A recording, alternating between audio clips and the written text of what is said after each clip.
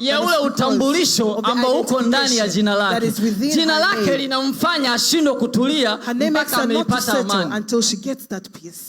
Mfano mimi hapa. For example, nilipozaliwa, when I was born, baba yangu my father aliniita called me Carlos. Carlos. Maana ya Carlos, the meaning of the name Carlos, ni free person. Ni mtu aliye huru. Yes. Kwa hiyo kwa namna yoyote, so in any other way, kila anapokutana na mazingira yanayonibana, if I come to discuss the timing, huwa anajisikia nahitaji uhuru. I feel like I need to get my freedom. Sio kwa sababu ya mimi, not because of ni kwa sababu ya jina. But it's because of that. Yani jina linanitafuta, that name linanilazimisha makes me nitafute uhuru. To find freedom. Linanilazimisha it makes me niwe huru. To be free. Nilipobatizwa, when I was baptized, wakati huo baba yangu akiwa hayuko duniani, those days when my father was already wale waliokuwepo wakaniita Innocent. Those who were there, they called me Innocent. Kwa hiyo innocent, so innocent, maana yake ni asiyekuwa na hatia. Kwa hiyo kwa namna yoyote ile, no guilt. So in any other way, wewe ukienda ukasema mtumishi pale mbele ni mwizi, if you go into that ministry the thief, ukinipa hiyo hatia, if you give me that guilt, jina langu, my name, litaingilia kati, will intervene. Litasema, it will say, yule mtumishi that minister sio mwizi. Is not a thief. Kwa sababu ndio utambulisho wake. That is his kwa sababu hana hatia hiyo ambayo wewe unamwambia ako nayo. He is not guilty. Twende taratibu utanielewa. Let's go slowly, you'll understand me. Wakati Mungu yuko katika hali ya uumbaji, when God was in creation, yes, akamuumba mwanadamu wa kwanza ambaye ni Adam. The first man who was Adam, alimpa jina. He gave him a name. Ukisoma Biblia katika kile kitabu cha Mwanzo sura ya 5 na mstari wa 2. When you read in Genesis 5:2. Yes, maandiko yanatuambia, and the scriptures tell us, Mungu aliwaumba God created mwanadamu na mwanamke, yes. Male and female. Yes, aliwaumba mwanadamu na mwanamke, akawapa jina, jina ambalo aliwaita wao, aliwaita Adam. Maana yake mwanamume na mwanamke jina lao nili female, they had one single name which was Adam. Moja, wanaitwa Adam. Maana ya Adam, the meaning of Adam, ni mtu. It's a person. Mtu wa udongo. It's a person au cha udongo. Cha udongo. Kwa hiyo baada ya kusema Adam unaweza kumuita cha udongo. Amen. Ni maana ya jina la Adam. Kwa hiyo wewe na mimi kwa namna nyingine tunaweza tukaitana cha udongo. Can be called from the soil. Au wa udongo. Amen. Kwa hiyo Mungu baada ya kumuumba mwanadamu akampa jina. Akampa utambulisho. Kwa sababu maandiko yanatuambia Mungu alimtoa yule mwanadamu katika udongo. God took that man from the soil. Kwa hiyo ili kupata utambulisho, so for you to get that akampa lile jina sawa sawa na asili yake. Exactly as how his nature. Kwa hiyo unaposema Adam, maana yake linampa utambulisho sawa sawa na asili yake. His identification based on his nature. Baada ya Mungu kuona Adamu amekuwa mpweke sana, after seeing that Adam was lonely, alimpa usingizi. Alipompa usingizi, akachomoa mbavu mbili, he took one of his two ribs, akamtengenezea mtu and created a person wa kumsaidia, to help him, wa kumliwaza, yes, wa kumuondolea ile upweke, to take all away his loneliness. Kwa hiyo baada ya Mungu kumaliza kazi yake, after God finished his work, akamwambia bwana mdogo amka. Basi Adam cha udongo akaamka pale katika usingizi wake. Adam rose from his mara akakutana na Zari, kuna binti pembeni yake. No, he met a beautiful lady. Akasema, and he said, hakika truly huyu this ni mbavu katika, it's the rib from my ribs, ni nyama katika, flesh from my flesh, nyama zangu. Amen. Lakini jamaa kwa sababu alipewa kazi na Mungu toka awali, was given an assignment from God, ita viumbe vyote, uumbaji wote wa Mungu kugawa majina, everything that God had created. Kwa hiyo akampa jina hata yule mwanamke. So he was even able to give a name to alitaka ajitofautishe naye. He wanted to differentiate himself from her. Kwa sababu yeye ni mwanamume, because he was a man, na huyu ni mwanamke, and this was a woman, lakini wote wanaitwa Adamu, but they were all called Adam, wote wanaitwa cha udongo, from the soil. Akasema hapana, kuna namna tunatakiwa tutengeneze class hapa. There's a way we have to differentiate. Akamuita yule mwanamke Eva. Eve. Maana ya Eva, the meaning of the name ukisoma katika kitabu cha Mwanzo sura ya 3 mstari wa 20, when you read Genesis 3:20, maandiko yanasema, the Bible says, yes, Adamu akamuita mkewe jina lake Hawa, kwa kuwa yeye ndiye aliye mama wa wote walio hai. The man called his wife's name Eve because she was the mother of all living. Yes. Kwa maana nyingine, in other words, huyu mwanamke, this woman, ataenda kuzaa. She will go and ataenda kuwa mama. She will go and be a mother. Kwa hiyo, so, hakuna namna, there is no way, huyu Eve, hata kama angeweza kukaa miaka 1000, even if she could have lived for 1000 years, na utasa, being barren, lakini kwa sababu but because ya ule unabii of that prophecy uliotoka kwa mume wake, that came from the husband, Adam, ambao alimuita, that he called her jina la Eva, the name Eve, ambao lilimpa utambulisho, which gave her an identification ya asili of the nature ya kwake, of her kwamba nature, yeye that her, ni mama wa wote walio nini? Of all living. Hai. Kwa hiyo hakuna namna, lazima huyu Eva angekuja kushika mimba na kuzaa mtoto. Eve will definitely produce. Kwa sababu ya jina. Because of the name. Jina linasukuma unabii ufanye kazi. Name accelerates prophet work. Prophecy to work. Eva haiwezekani awe mama. It's impossible for Eve to be a mother wa wote walio hai of all the living kama hajaweza kuzaa. If she was not able to unawezaje kuwa mama kama una mtoto? How can you be a mother? Kwa hiyo ilikuwa haiwezekani, kama ambavyo maandiko yanatuambia haikuwezekana Yesu ashikwe na uchungu wa umauti. Kwa hiyo ndivyo ilivyokuwa, haikuwezekana na isingewezekana Eva kuondoka duniani for Eve pasipokuwa mama. Without her being a mother. Yani kuna namna ilikuwa ifanyike, lazima angezaa. In any other way, kwa sababu ya jina, because of the name. Kwa sababu ya utambulisho, because of the identification. Litambue jina. Understand the name. Naenda haraka kidogo. I'm going fast. Wakati Mungu anataka kuwaokoa wana wa Israeli kutoka katika mikono ya Farao. Wanted to save the Israelites from Pharaoh. Yes. Aliona mateso yao yamekuwa mengi sana. He saw that they had struggled for quite some time. Mangaiko yao yamekuwa ni mengi sana. They had struggled. Manyanyaso ni mengi sana. They were tormented. Akasema naendaje kuwaokoa watu hao? How will I go to save my people? Na wamenililia sana. And they have cried. Nimesikia kilio chao. I've heard their cries. Ninaendaje kuwaokoa watu hao? How do I go to deliver these people? Ninaendaje kuwaokoa watu hao? How do I go to deliver my people? Akawaendea na jina. Ukisoma kitabu cha Kutoka sura ya 3 mstari wa 14, anazungumza na Musa, anamwambia nenda ukawaambia hao watu, nimekuja kuwatoa kifungoni kwa sababu mimi ni niko ambaye niko. Niko ambaye niko. Mungu wa baba yenu, God of my father. Mungu wa baba yenu Ibrahim. God of your father Abraham. Mungu wa baba yenu Isaka. God of your Mungu father wa baba yenu Yakobo. God of your father amesikia kilio chenu.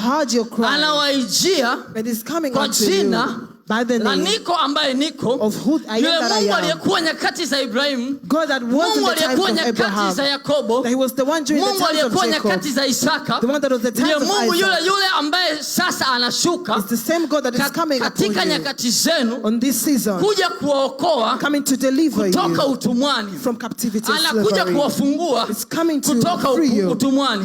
From the slavery. Anaitwa niko ambaye niko. It's called I am who I am. Niko ambaye niko. I am that I am. Alienda. He went. Na sote tunafahamu and we all know kile kilichotokea. What had happened. Kwa sababu ya jina, because of the name, Mungu hakushindwa kuwakomboa wana wa Israeli kutoka katika utumwa wa Farao, kutoka katika utumwa wa wana wa Misri. The Egyptians. Niko ambaye niko. I am that I am. Nataka nikuongeze mfano mwingine. Kuna mtu mmoja anaitwa Daudi. There's a person called David. Wakati wana wa Israeli wanaonekana kuwa wanyonge sana. When the Israelites looked wanaonewa sana. Amen. Na watu ambao walikuwa wanaitwa ni Wafilisti. The Philistines. Shaladaba satayadaba. Lebrado shaliba koso toledesha. Letedi ya mande kelibradia. Shatayadaba kaya lebasata. Yetaya. Esataya. Jesus, I love you. Nakupenda. Yes. Amen. Daudi alikuwa ni mdogo kiasi hiki. David was young. Lile jamaa Goliathi ni likubwa. And Goliath was big. Jitu lenye milaba minne. He was very big. Lina panga, lina fumo, lina mkuki. Hebu imagine mtu mmoja unabeba hayo madude yote unaenda kupigana. Wewe ni mtu wa aina gani? Kajamaa akamwambia, ukisoma katika kitabu cha Samuel ya kwanza 17:45 na 46, Rabosha tayadaba. Yule dogo anamwambia, wewe umenijia na mapanga, umenijia na mikuki, umenijia na fumo, na vyote ulivyo navyo, takataka zote za Kifilisti, silaha zote za Kifilisti, bunduki sijui na nini na nini. Lakini mimi ndugu yangu, but I come to you. Na kuijia kwa jina. I come to you through the name. Dogo akamwambia yule Mfilisti, David told the Goliath. Yes, maandiko yanasema ndipo Daudi akamwambia yule Mfilisti, wewe unanijia mimi na upanga na fumo na mkuki, bali mimi ninakujia wewe kwa jina la Bwana wa majeshi, Mungu wa majeshi ya Israeli uliowatukana. Mstari unaofuata, the God of armies of Israel who you have. Siku hii ya leo Bwana atakuua mkononi mwangu, nami nitakupiga na kukuondolea kichwa chako. Nami leo nitawapa ndege wa angani na wanyama wa nchi mizoga ya majeshi wa Wafilisti, ili kwamba dunia nzima wajue ya kuwa yuko Mungu katika Israel. Amen. Hizo silaha zimeorodheshwa hapo katika mstari wa 45. Angalia jamani, jitu, imagine kama mtu kama mimi. Imagine a person like me. Alafu kwa wale ambao tunamfahamu mtumishi wa Mungu mpaka mafuta kabisa, Esau, the servant of God Esau, ananijia mimi na mkuki na mapanga. He comes to me with a spear and a sword. Ameweka bastola hapa. He has a gun on his pocket. Yani ana kila kitu, zagazaga zote. He has everything. Umeelewa? Asa hadi watu watakuwa wanashangaa, hivi huyu jamaa ameamkia wapi leo? Sasa kaka jamaa anakaendea na hayo madude yote ya nini? How is he going with all those things to this certain man? Yani kwa maana nyingine ni chuki iliyopita kiasi. Yani anataka akafanye bucha katika jamaa ka Daudi. Lakini ka jamaa karibu ni ujasiri akamwambia, yani unitishi. You're not scaring. Unitishi. Wewe njoo na vyote ulivyo navyo, mimi sikimbii. Come with everything that you have. I'm not running away. Kitabu cha Timotheo kinatuambia. The book of Timothy tells us. Kwa maana hatukupewa roho ya nini? We're not given a spirit of fear. Yes, ila tumepewa roho ya nini? Upendo kiasi. Amen. So, kwa hiyo kajamaa kakamwendea. So he went forward. Kakamwendea Mfilisti yule Goliath, akamwambia, mimi ninakujia kwa jina la Bwana. I came to you through the name of God. Na kwa sababu ya jina of that name, Daudi akajazwa nguvu na uweza, akawa saizi sawa na zaidi ya Goliath. More than Goliath. Kwa hiyo akamuona Goliath kama kakasimkangu hivi. So so Goliath, that's just how my phone is. Jamaa ambalo mwanzo lilikuwa ni kubwa kiasi hiki. A person who was very big. Lakini kwa sababu ya jina, but because of the name, the name empowered David. Jina lilimtia nguvu Daudi. Kiasi kwamba akamuona Goliath ni kama Piriton. To a point he saw Goliath as a Piriton. Hofu na uoga ukaondoka. All the fear. Imagine jeshi zima la Israeli na mfalme wao walimuogopa and their king, they were all afraid. Na kumhofia mtu mmoja. And scared of only one person. Goliath. Lakini haka kajamaa kamoja kafupi namna hii, kadogo kazuri ka handsome, kwa sababu ya jina kakasema nakujia. Because of the name he said I come to you. Na kwa sababu ya jina sote tunafahamu kilichotokea. Goliath alienda chini. Sema Goliath alienda chini. He fell down. Amen. Goliath alienda chini.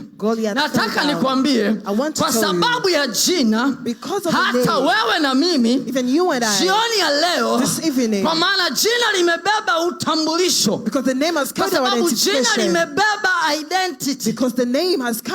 Kila kinachokuja kinyume na wewe, kwa sababu ya jina, may my God, may our God empower us to live according to the name. Kuishi sawa sawa na hayo majina yetu.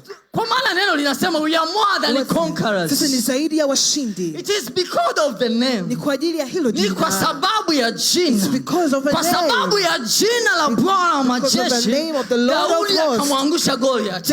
Kwa sababu ya jina la Bwana wa majeshi, wana wa Israeli wakatoka utumwani. Came out of slavery. Setelebaya. Wakati zambi zimezidi sana duniani, when the world was full of sin, God suddenly. Kwa maana maandiko yanatuambia kutoka katika hiyo, usiweke hapa kwenye screen. Scriptures are maandiko yanatuambia kutoka katika kitabu cha Yohana 3 John 3 16. Mungu aliupenda sana ulimwengu hata akamtoa mwanawe wa pekee ili kila muaminie asipotee bali awe na nini? Uzima wa milele. Kwa hiyo Mungu aliupenda sana ulimwengu pamoja na dhambi zetu, pamoja na kwenda kinyume na yeye, watu kuabudu miungu mingine, kufanya mambo yani kama yale mambo ya Sodoma na Gomora, kiasi kwamba yakawa ni machukizo mbele za Mungu. Lakini kwa sababu Mungu aliupenda sana ulimwengu, God loved the world. Kwenye hiyo Yohana 1 maandiko yanatuambia, in John 1 the Bible tells us, huyu neno, the word, alikuweko ulimwenguni, was in the world, na vyote vilifanyika kwa yeye, everything was done, lakini ulimwengu haukumjua. But the word was not able to. Kwa hiyo Mungu alitupenda sana. So God loved us hata kabla hatujafanya huo uovu, even before we had done anything wrong. Na ndio maana akataka kutuokoa. That's why he wanted to save us. Kututoa chini ya utawala wa sheria ya dhambi na mauti, ambayo ilikuwa ikitugandamiza na kututesa. That had tormented us. Lakini akawaza nitaendaje? Akakumbuka, I have my own ways. And remember, nina njia zangu. Nina njia zangu za kufanya haya mambo. Nina njia zangu za kufanya haya mambo. I have my ways to do this. Ukisoma katika kitabu hiyo unaweza kaweka. Ukisoma katika kitabu cha Mathayo sura ya 1 mstari wa 21, yes. Matthew 1:21. Wakati yule jamaa Yusufu amemposa Mariamu, went to Mary. Amemposa Mariamu, akashangaa na mimba, akataka kumtoroka. Mungu akamfuata akamwambia, bwana mdogo, tulia, usiondoke. And God came to him and said, do not go anywhere. Hili ambalo mimi niko nalo hapa lina msaada na wewe. Yaani hili ni dili. Huyu mkeo huyu ni dili kwangu. Tena sio dili kwa faida yako tu, ni kwa faida ya ulimwengu wote. Akamwambia, yes, according to the scripture, akasema, naye atazaa mwana, nawe utamuita jina lake Yesu, maana yeye ndiye atakayewaokoa watu wake na dhambi zao. Kwa hiyo Mungu akaja na jina with a name la Yesu. Jesus. Maana ya jina la Yesu, the name Jesus, the meaning of the name Jesus. Maandiko hapa chini yanasema, maana yeye ndiye atakayewaokoa watu wake na dhambi zao. Kwa hiyo mtu anayeokoa anaitwaje? So a person who saves, what is his name? Kwa hiyo maana ya jina la Yesu, so the meaning of the name Jesus is Savior. Kwa hiyo ili Mungu aje kutuokoa chini ya utawala wa sheria ya dhambi na mauti, God to come and save us from sin, akaja na jina, he came with a name, Mwokozi, Savior, Yesu, Jesus. Sote tunafahamu ile operation iliyofanyika. We all know what had happened. Na mpaka sasa tuko huru. Today we're huru. I need to be free. Baada ya kukua kidogo yeye akiwa hayuko duniani, after growing upon his demise, when I was baptized, those who were there wakapendekeza niitwe innocent, kwa maana ya asiyekuwa na hatia. Kwa hiyo kwa namna yoyote, so in any other way, jambo linalokuja ili nikamate na hatia, na kama sina hatia, jina langu linasimama, my name will stand ili kunitetea. To be there. Lakini ili jina lina mipaka. This name has boundaries. Litaishia tu kwa mambo kama hayo. It will only end in some lakini jina hili la Yesu, but this name of Jesus, maandiko yananiambia, the scriptures tell me, kwa maana atawaokoa watu wake na dhambi zao. Huyu Yesu akimponya mgonjwa, when Jesus heals a sick person, jina la Yesu, the name Jesus, limemuokoa huyo mtu kutoka katika dhambi, from sin. Ile dhambi simaanishi lazima iwe ni dhambi ya hizo tunazozijua. Kulingana na maandiko yanasema, ataokoa watu wake na dhambi zao. Kwa hiyo kama Yesu akimponya mtu ambaye alikuwa ni mgonjwa akawa mzima, yule mtu anaweza asiwe kwamba alikuwa ni mdhambi, ila pale dhambi ni jina, ule ugonjwa. Kwa hiyo jina la Yesu ambalo ni Savior likaenda kupambana na jina ambalo ni ugonjwa, ile dhambi. Kwa hiyo mtu anapokuwa ni maskini, alafu Yesu akakunyanyua, akakutoa matopeni, akakuweka mahali fulani, akakuondolea ule umaskini wako, ule umaskini unaitwa jina. Jina la Yesu halijawa na mipaka, likaingia hata kwenye umaskini, likaondoa umaskini.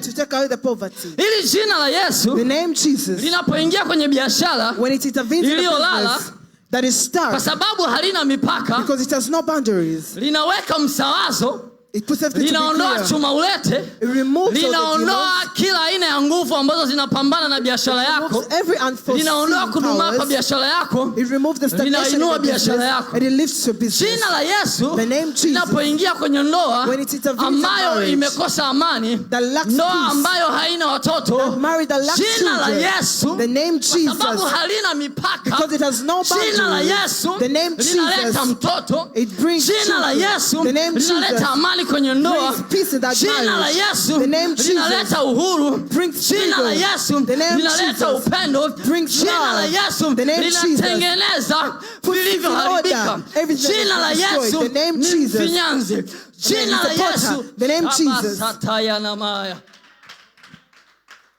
Yes. Baada ya Mungu kutuokoa, I love you God, after Jesus saving us, nakupenda, akaona sasa watu haitoshi, kuna namna inabidi nifanye kitu kwa sababu ninawapenda sana hawa watu, because I love them immensely. Nataka nikaishi nao. I want to go and live with them. Ukisoma kile kitabu cha Mathayo sura ya 1 mstari wa 23. When you read Matthew 1:23. Yes, akasema tazama bikira atachukua mimba, naye atazaa mwana. Yes.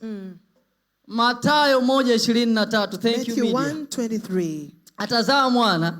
The virgin conceive and give birth to a son. Nao watamuita, and they will call him Emmanuel. Emmanuel. Yani Mungu, which means God pamoja nasi. Yes, tazama bikira atachukua mimba naye atazaa mwana, nao watamuita jina lake Emmanuel, yani Mungu pamoja nasi. Kwa hiyo Mungu baada ya kutuokoa, so God after saving us, Mungu baada ya kutuokoa, God after saving us, akaona siwezi kuwaacha yatima. I cannot leave you as orphans. Yohana 14 inasema hivyo. John 14 says, siwezi kuwaacha yatima. I cannot leave you as orphans. Kuna namna yani ninajisikia siko sawa. Yani kuna namna najisikia siko sawa nikiwa niko mbali na I don't feel right when I'm away from this time around.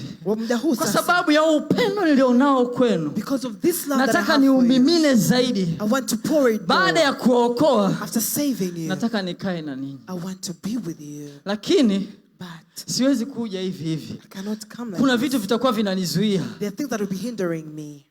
Kuna hilo jina.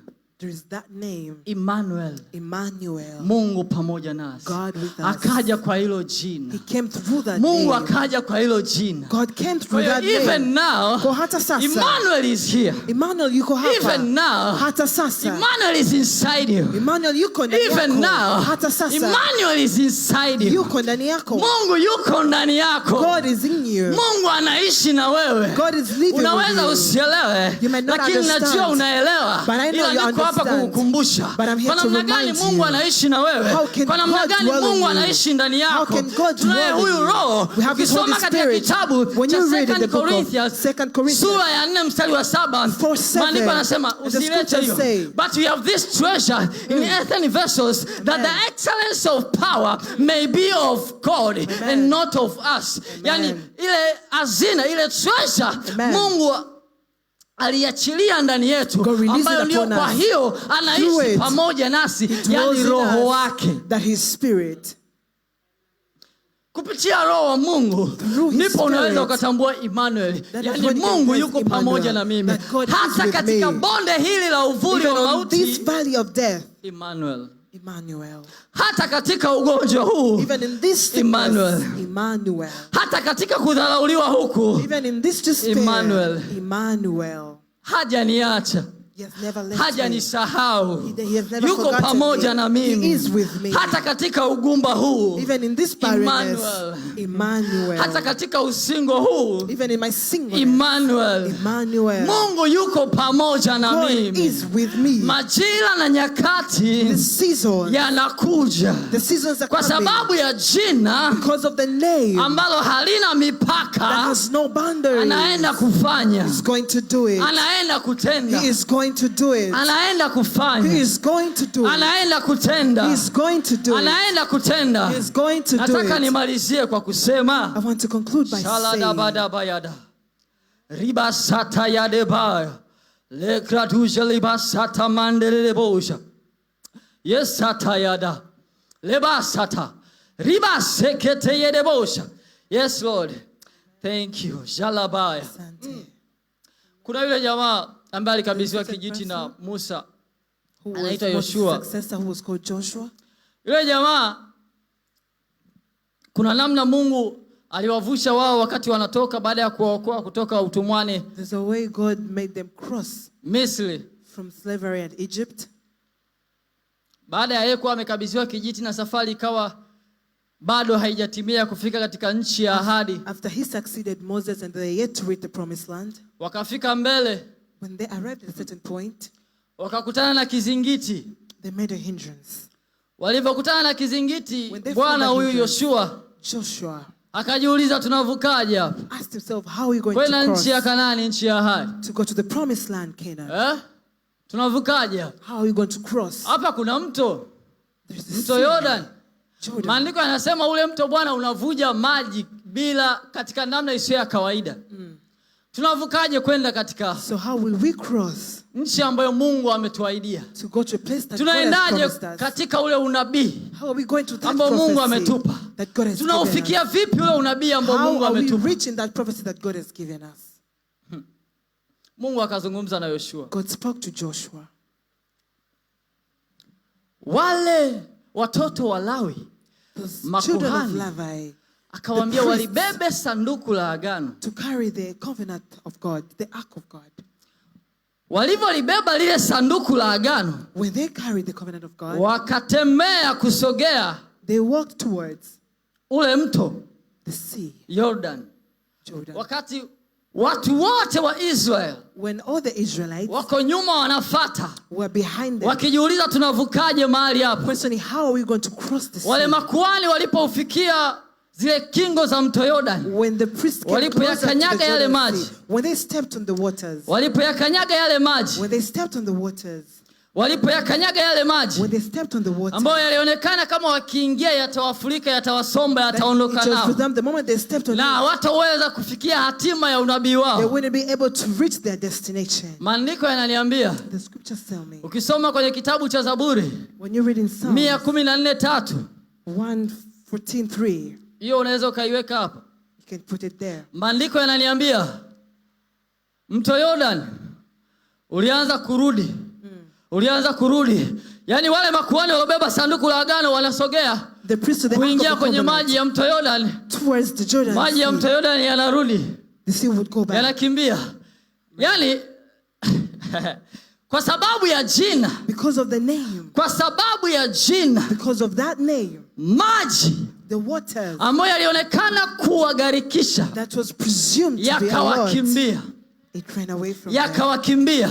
It ran away from na kwa sababu jioni ya leo, and because this evening, na katika ibada hii ya kufunguliwa, this service of deliverance, na katika zama na majira haya, on this season, ambayo Mungu alitupenda sana, that God had loved kwa neema yake, through his grace, tunayo neema, we have a grace ambayo hata tunapokutana even when we na maji yenye kina kirefu kiasi gani, na mawimbi yaliyoenda juu kiasi gani, and big waves, lakini kwa sababu tuna jina, but because we have a jina lipitalo majina yote, name that is above all other names, jina lipitalo majina yote, name that is above hili all other jina linaweza kutuvusha, hili jina linaweza kunipa ndoa, it's able to give hili jina linaweza kunitoa katika kipato cha 10,000 kikanipa kipato cha 100,000, hili jina linaweza kunitoa, this name, ashala dabaya. Nataka nikwambie kitu kimoja. Kwa viewers ambao mnatutazama, viewers that are watching, yes, mimi nimekuwepo hapa. I've been here.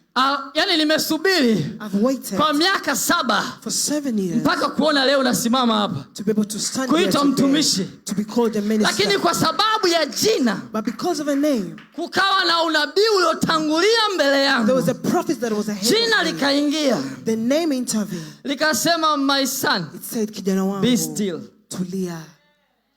Ili jina langu halina mipaka. My name has no boundaries. Tulia mahali ulipo ni salama sana. Be still where you are, it is safe. Kuna siku, there's a day, majira na nyakati, nitakusimamisha. Kwa hiyo nimekuwa katika msimu wa miaka 7 mpaka leo hii unapoona na kuja kuitwa mtumishi wa nyumba hii. Mtumishi wa Rema the Faithful Church. Unaweza ukanisaidia kumshangilia Mungu mahali ulipo. 7 years. Miaka 7 unasubiri. Ungeweza kukimbia kanisa. Lakini kwa sababu ya jina, kwa sababu ya jina, nikaniambia haya maji ya mto Yordani mwanangu sio kikwazo. Mimi nimeisha sema kuna majira na nyakati utasimama, utahubiri. Leo nahubiri sihubiri. It's because of the name. The name of Jesus. Kwa sababu ya jina la Yesu. Kama Yesu alisema, Jesus had said, subiri. Wait. Jina lake halina mipaka. Kama Yesu amesema utakuwa bosi kwenye hiyo kazi, you're going to be a boss in that particular job. Subiri. Wait. Jina lake halina mipaka. His name has no boundaries. Jina lake halina mipaka. His name has no boundaries. Naomba nimalizie mfano miwili ya mwisho. Let me conclude. Miaka fulani kabla ya zile barabara za mwendo kasi, tulikuwa tunafanya biashara pale Ilala. Kwa mkoa anapaita Boma. Kipindi cha Ramadhani kukawa na unajua mambo ya Ramadhani, uji na nini. Kwa hiyo na sisi wengine tunakuwa tunadakia. So we'd also go to yes. Kwa hiyo nikawa na mimi nimependa futari na uji. So I also like nikachukua the futari iftar. Kwa hiyo nilivyomaliza nikawa narudisha vile vyombo. So after eating the iftar I would return kwa wauzaji. Sasa kuna dada ambaye alikuwa anatuhudumia. Now there's a lady who was serving us. Yes, wakati narudi nikakuta kuna kundi la watu limemzunguka mtu. Alafu anapiga kelele. Kaanguka chini. She was down. Kuuliza ndugu yake. I had asked one of her relatives. Kwa sababu yule dada alikuwa ni yule ambaye anatuhudumia. Ndio alikuwa amekuwa pale chini. Kuuliza ndugu yake nini kinaendelea, akasema huyu ana wale watu. Kwa hiyo wamemkuta. Alafu nikashangaa kuna watu wameshikashika sikio zake, kuna namna wanazungumza, wanapiga story na wale watu ambao wako ndani yake. Basi mimi nikasogea pembeni nikacheka, alafu nikamwambia yule ndugu yake. Nikasema, hao wanabembeleza hayo madude. Lakini liko jina. Yesu anaweza kuyatoa, sio kuyabembeleza. Usipige makofi kwanza, subiri nimalizie. Not clap fast, wait. Kumbe bwana yale majamaa yamenisikia. Yakasema ni nani alimuonyesha kazi? As who is that? We show him. Ni nani alimuonyesha kazi? Who is that? We show him. Nikasema niko hapa. Said I'm here. Sasa kwa sababu ya wale watu wajogo wanakuwa na itikadi kali sana, wameendelea kubembeleza mkiti. Umeelewa bwana? Kwa hiyo wakanikatalia. Nisitumie ile jina ambalo halina mipaka. Basi mimi nikafikisha vyombo vyangu nikarudi. Mfano wa pili na wa mwisho. Nikiwa maeneo hayo. When I was in the same environment, when I was in the same environment, nikapigiwa simu siku moja asubuhi, kulikuwa kuna manyunyu. So I received a phone call in the morning. Nikaambiwa njoo sehemu. I was told come at a certain place. Nikaenda bwana. I went to that place. Nikafika pale nikawasalimia watu wazima pale, nikatulia. I greeted the elders. Nimekaa kama nusu saa. Akaletwa binti kama amekufa, amebebwa na vijana. She looked like she was dead. Wale wanataka wenye nguvu, Amevaa sare za shule. Alikuwa ni mwanafunzi wa sekondari mkubwa na mwili, yuko vizuri. Lakini hajitambui, ni kama mfu. Nikamwambia bana huyu ana watu huwa hawataki asome. People who don't want her to study. She was a student. Wao hawataki asome. They don't want her to study. Yani kama amekufa wakamlaza pale chini. Like she was dead, they put her on the ground. Tumeisha zunguka, kumeenda kwa waganga sio nini, lakini we have gone to every witch doctor, but that's it. Nikapiga magoti. I knelt down. Nikamshika yule binti hapa kwenye paji la uso. I held her on her head. Niwakumbushe kitu. Can I remind you? Nikaliita ili jina lisilokuwa na mipaka. I called this name that has no boundaries. Matokeo siwezi kumalizia. I'm not going to tell you the results. Jina lisilokuwa na mipaka likamaliza kazi. The name with no boundaries finished everything. Nikaondoka. Wakati huo naombeni msimame kwa miguu yenu. Mungu awabariki sana. Na worshipers mkiwa mnakuja mbele. As worshipers you come. Kwa kazi ya utumishi wenu uliotukuka. To come and serve God. Mungu awabariki sana. Wakati wote tukiwa tunaandaa sadaka zetu jamani, na viewers wherever you are, you may prepare your offering. So because we are in a holy sanctuary. Kwa sababu tuko mahali patakatifu. In the holy house of our Lord Jesus Christ. Ya Bwana wetu Yesu. And this is a complete service. Na hii ni ibada kamili. We must give. Lazima tutoe. Yes, kwa hiyo tutoe sadaka. Let's give our offering. Kwa kile ambacho umejaliwa. whatever that God has blessed you with. Lakini kama hauna na Mungu anaona moyo wako sio lazima. But if you don't have and God sees Mungu akubariki wakati mwingine tena ukapate na ukaweze kutoa. It is well, may God bless some other time na sadaka zetu. Now arise with your offering. Yes.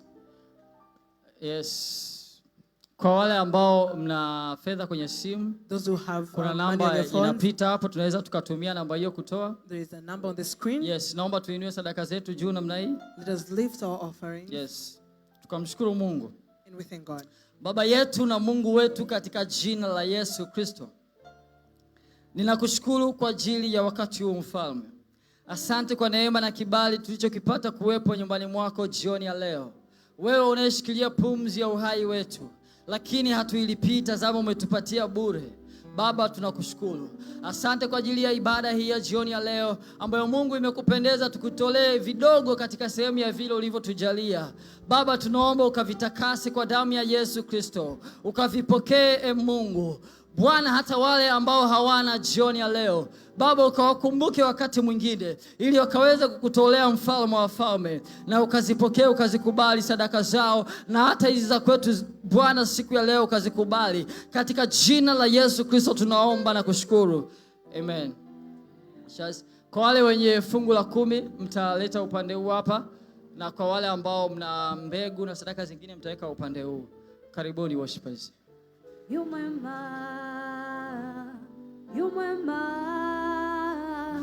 yu mwema, maishani mwangu Mungu yu mwema, Mungu yu mwema, Mungu yu mwema, maishani mwangu Mungu yu mwema, Mungu yu mwema, Mungu yu mwema, maishani mwangu.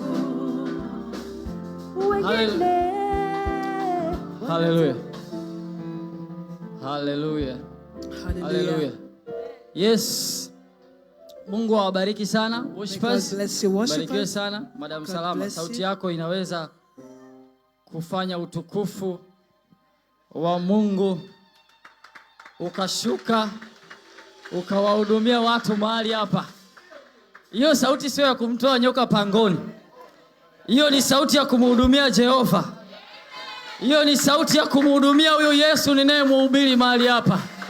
Yes. Maandiko yananiambia kutoka katika kile kitabu cha Scriptures tell me. Yes. Ili andiko huwa napenda kulisoma kwa Kiingereza maana huwa naona kama nalielewa vizuri hapo. Na nalipenda sana. Kuna baadhi ya watu mtakuwa mnaelewa. Linatoka katika kitabu cha Wakorinto wa pili sura ya 4 mstari wa 7. Maandiko yanasema, but we have this treasure in earthen vessels, that the excellence of power may be of God and not of us. Lakini tuna hazina hii katika vyombo vya udongo, yes, ili adhama kuu ya uwezo iwe ya Mungu, wala si kutoka kwetu. Asante sana. So hata jioni ya leo katika ibada hii, even this evening on this service, baada ya kutoka kuzungumza kuhusiana na hili jina lisilokuwa na mipaka, just from the speaking about this name that has no boundaries, yet tuna hazina, we have the treasure ndani ya hii nyumba, in this house. Mtoto wa nabii, a daughter of a prophet, Nabii Twiza, prophetess Twiza, nabii wa mataifa, prophet of nations, ambayo ni hazina Mungu aliyetupa mahali hapa. That is the treasure that God has given us. Mtoto wa nyoka ni nyoka, mtoto wa simba ni simba, mtoto wa hazina ni hazina. The daughter of treasure is treasure. We have this treasure in this house. That the excellence of power, katika ubora na nguvu, of deliverance, may be of God and not of her, na sio kutoka kwake, neither of us. Wala kutoka kwetu sisi. Apostle Stella, mtumishi wa Mungu, servant of God, aliyepakwa mafuta na Jehova, that is anointed with Jehovah. Ni hazina tulionayo nyumba hii. Is a treasure that we have in this house. Ni hazina tulionayo katika huduma hii. It is the treasure that we have in this ministry. Yes, the treasure that we have in this ministry. Hazina tulionayo the treasure that we have in this house. Hazina tulionayo kwenye nyumba hii. Yes. Shaladabadaba. Wangapi wako tayari kwa ajili ya hii hazina? How many are ready for this treasure? Yes, ya dabaya. Ile adhama ya uweza ambayo Mungu anaenda kuiachilia jioni ya leo. God is going to release this evening. Kupitia hii adhina ambayo ni mtumishi wake, that is his servant, ikaleta utukufu katika jina la Mungu. To bring glory in the name kuna of Jesus. namna Mungu ameachilia uweza ndani yake, there is God has ambayo ni power, specifically kwa ajili ya ibada ya leo, specifically for this specifically kwa ajili ya wewe, specifically for you, specifically kwa ajili ya wewe, specifically for you, specifically kwa ajili ya wewe, specifically kwa ajili ya mimi, specifically for me. Are we ready? Tuko tayari. Yesu akauliza, lakini mwana wa Adamu ataikuta imani? So are we ready? Are we ready to be delivered? Tuko tayari kufunguliwa. Are we ready? Tuko tayari.